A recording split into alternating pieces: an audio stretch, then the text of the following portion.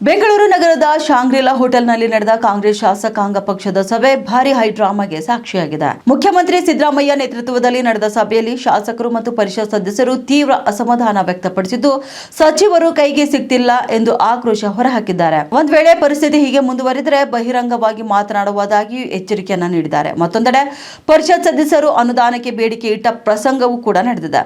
ಇನ್ನು ಸಭೆಯಲ್ಲಿ ಶಾಸಕರಾದ ಎಸ್.ಎನ್. ನಾರಾಯಣಸ್ವಾಮಿ ಹಾಗೂ ರಾಜೇಗೌಡ ನಡುವೆ ಭಾರಿ ವಾಗ್ವಾದವೇ ನಡೆದೋಗಿದೆ. ಐಎಎಸ್ ಅಧಿಕಾರಿ ರಾಜೇಂದ್ರ ಕುಮಾರ್ ಕಟಾರಿಯಾ ವಿರುದ್ಧ ಬಂಗಾರಪೇಟೆ ಶಾಸಕ ಎಸ್.ಎನ್. ನಾರಾಯಣಸ್ವಾಮಿ ಕಿಡಿಕಾರಿದ್ದಾರೆ. ಇನ್ನು ಪದೇ ಪದೇ ಟಾರ್ಗೆಟ್ ಮಾಡಿ ಭೂ ವಿಚಾರಕ್ಕೆ ಸಂಬಂಧಪಟ್ಟಂತೆ ನನಗೆ ನೋಟಿಸ್ ನೀಡ್ತಿದ್ದಾರೆ. ಇದೇ ರೀತಿ 10 ಸಲ ನೋಟಿಸ್ ನೀಡಿದ್ದಾರೆ. ನೋಟಿಸ್ಗೆ ಉತ್ತರ ನೀಡಿದ್ರೂ ಕೂಡ ಕ್ಯಾರೆ ಅಂತಿಲ್ಲ. ಇನ್ನು ನಾನು 3 ಸಲ ಶಾಸಕನಾಗಿದ್ದೇನೆ. ನನಗೆ ಹೀಗಾದ್ರೆ ಏನ್ ಮಾಡಲಿ? ಹೀಗಾಗಿ ಐಎಎಸ್ ಅಧಿಕಾರಿ ವಿರುದ್ಧ ಕ್ರಮ ಆಗಲೇಬೇಕು ಎಂದು ನಾರಾಯಣಸ್ವಾಮಿ ಆಗ್ರಹಿಸಿದ್ದಾರೆ. ಈ ವೇಳೆ ನಾರಾಯಣಸ್ವಾಮಿ ಮಾತಿಗೆ ಶೃಂಗೇರಿ ಶಾಸಕ ರಾಜೇಗೌಡ ಟಾಂಗ್ ನೀಡಿದ್ದು, ರಾಜೇಂದ್ರ ಕುಮಾರ್ ಕಟಾರಿಯಾ ಒಳ್ಳೆ ಅಧಿಕಾರಿ ಎಂದು ಹೇಳಿದ್ದಾರೆ. ಇನ್ನು ರಾಜೇಗೌಡ ಮಾತಿಗೆ ಕೇಳಿದ ನಾರಾಯಣಸ್ವಾಮಿ, ನಿಮ್ಗೇನ್ರಿ ಗೊತ್ತು, ನೋವು ನೋಟಿಸ್ ಕೊಟ್ಟಿರೋದು ನಿಮಗ ಅಥವಾ ನನಗ ಎಂದು ಪ್ರಶ್ನಿಸಿರುವುದು ವಾಗ್ವಾದಕ್ಕೆ ಕಾರಣವಾಗಿದೆ.